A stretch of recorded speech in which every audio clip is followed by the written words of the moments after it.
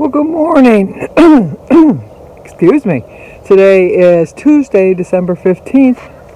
It's another cold one. It's actually 19 degrees, but with the wind chill, it's 12. But it's a refreshing walk nonetheless. The sun is out, so that made it a little bit... It doesn't seem as cold today as it was yesterday. And yesterday's was a little bit warmer, but not so much today. But we have birthdays. I have to write them down. I love when there's a lot of birthdays. It's Cameron Tadeo, T-A-D-E-O, Tadeo. It's Carmen's birthday. Happy birthday to you. Happy birthday to you. Happy birthday, dear Carmen. Happy birthday to you. Cha-cha-cha. It's also Suzanne over at Suzanne the Castle 03. Or 03, one of the two. But it's Suzanne's birthday. Happy birthday to you. Happy birthday to you. Happy birthday, dear Suzanne. Happy birthday to you. Cha-cha-cha. It's also Laura Hughes' birthday. Laura gets that song. Happy birthday to you. Happy birthday to you. Happy birthday, dear Laura. Happy birthday to you. Cha-cha-cha. And I didn't forget about you, May. May Purcell. Today's May's birthday. Happy birthday to you. Happy birthday to you. Happy birthday, dear May. Happy birthday to you. Cha-cha-cha. Sometimes we call Mary May. It's an Irish thing, I guess. Well, I hope you all have a great birthday. Mary's real name is Catherine. Catherine Mary. But like I told you before, my mother's family did everything wrong. They all went by their middle names. Marjorie Ruth was really Ruth Marjorie, but she went by Marjorie. Lorraine Agnes, but she said her name was Agnes Lorraine. Earl Kenneth, but he said his name was Kenneth Earl. They were all like a messed up family. My mother's name was Muriel June. The only time she went by Muriel was when she worked at Chatham's. She was a cashier. She went by Muriel, and she told us if we ever answered the phone and they asked for Muriel and she gave us the phone, we'd be grounded. Because she wanted to decide if she wanted to work or not. Because after we hung up or something, she would, if she wanted to work, she'd call back and she'd say, oh, I missed your call. My kids know me by June, or type of thing. So they don't know me by Muriel. She would never say June. They don't know me by Muriel. So, but we never... Muriel, it's for you. No. We liked our freedom. We didn't like being cooped up, so no. That never happened. Anyway. Go stay on track again. I feel so much better when I'm on track. I know I'm really close to the 204.2. I'm so close. I'm like 5.6 pounds away. But the days are dwindling down now because today's the 15th. That means I've only got 16 more days. I'm not going to lose 5 pounds in 16 days. Not that I'm not going to try, but I'm not going to starve myself because even if I hit the magic number, if I starve in myself, as soon as I go back to eating, that weight's going to come back on, and then I'm not going to see that 100 pounds anymore. So I want to always see the 100 pounds. So I'll just, I just know I'm going to do it. So if I don't do it this year, although I really still... part of me just really believes. That's part of the whole part of this season is believing. And I'm holding out hope. I really am. I'm holding out hope. And sometimes in life, all you can live on is hope. Not for very long, but every once in a while, it doesn't hurt to hope. It really doesn't hurt to hope. And that's my goal, is to hope I make it. But I'm really feeling pretty confident that I'm going to, so you gotta have hope and confidence, so I didn't clean my house yesterday because I was wrapping gifts, but I'm all caught up on my wrapping. I'm just waiting to wrap. They call me the rapper. Anyway, I'm just waiting for a few more things to come through Amazon, and I ordered something from Kohl's, and I ordered something somewhere else, Target. So I'm just waiting for them to come through, and then I'll be all done wrapping. So I'll be all set, and then just hand off. I got them in their own separate little Christmas bags, just to hand them off. Not the same, just not the same. But we're gonna probably do some kind of a Zoom or something so I can watch them opening their gifts at least. Because that's half the fun. And I love giving gifts. I don't really care about receiving gifts. I like to receive gifts, don't get me wrong. But I get more joy out of giving them and seeing the looks on their faces, and I always overspend. I always do. I always set a budget, and my family knows. Yeah, she's got a budget. But I'm doing well with it, so. But anyway, let's think of a story. I have so many happy Christmas memories, it's just kind of hard to share them because they're kind of boring. But car stories, now that's another story. I've got car stories up the wing. So which car story do I want to share? And I'm not making these up. I'm truly not making these up. These truly happened to me in my life. But you know what? I'm 70 years old. Lots can happen in 70 years. So let's think. Oh, I can show you.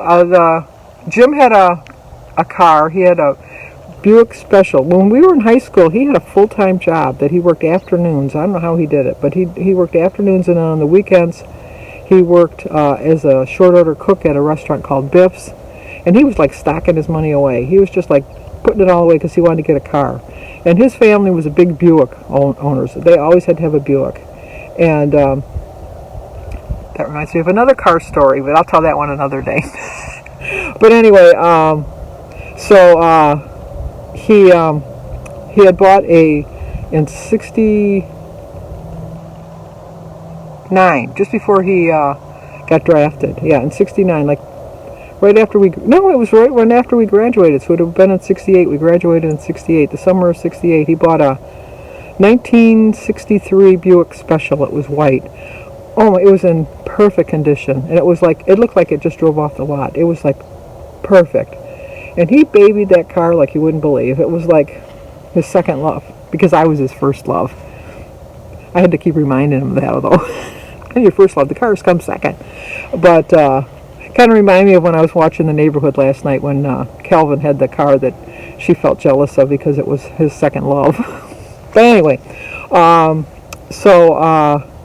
he loved this car. He drove it everywhere. And then he got drafted in June of 69. And he just let his sister drive the car. Barb would drive the car while he was away at the service, because you can't just leave it sitting around. And then it would be there when he came home from the service. But then after, just before Valentine's Day of 70, he wanted to ask me to marry him, and he wanted to get engaged, but he didn't have the money for the ring. So he sold his car to his sister Barb on the condition that when he came home from on leave, that he would be able to drive the car. And so that was the stipulation that they had in their family. So every time he came home on leave, we went. He bought me a beautiful ring, which I don't wear. I'm not a jewelry person. I did wear it, obviously, when I was engaged. And the first couple of years we were married. I think I stopped wearing it right after Christy was born. I think I took it off when I went into the hospital to have Christy. And just decided that, I'm married. I know I'm married. I don't need to have a ring to show it. And like I said, I'm not a jewelry person. Jim got me some beautiful diamond earrings that I wear when we go out on special occasions. I wear a watch. Sometimes I wear those Fitbit bracelets, but no, as far as gold or silver or anything like that, no, that's not me. But anyway, here's a clip of how my ring, because it is pretty. It's a gorgeous ring. And here's my wedding ring that I never wear. It's a beautiful ring. I'm just not a ring wearer, but look, I've lost weight. I need to have it resized. Beautiful ring. Isn't it gorgeous? So anyway, he sold the car, and we went to get the ring. We had to bring his parents, which I was upset about at the time. I was just so mad that I'm thinking, this is like a special moment. I should pick out my own ring. Your parents shouldn't be here. But his father was a part-time security guard at this really nice, expensive jewelry store, Sidney Crandall. And he went just so we could get a really good discount, which we got a really good discount. So it was worth them coming. But at the time, I didn't know that. It wasn't until years later that I figured out why he went. But we saved a lot of money on the ring. Well, not we. Jim saved a lot of money on the ring. And so we were home on leave. He was home on leave one time, and he was driving me to work. And some guy ran the stop sign. and completely demolished the car. Just completely demolished the car. It was so totaled. And we weren't hurt. We went to the hospital just as a precaution because it was a really bad wreck, and the ambulances came and, the police and all that. So we went and they checked us out and let us go. But Barb was just devastated. I mean, she had insurance on it, but at that point, she didn't have full coverage. She just had liability. So here she was, she had no car.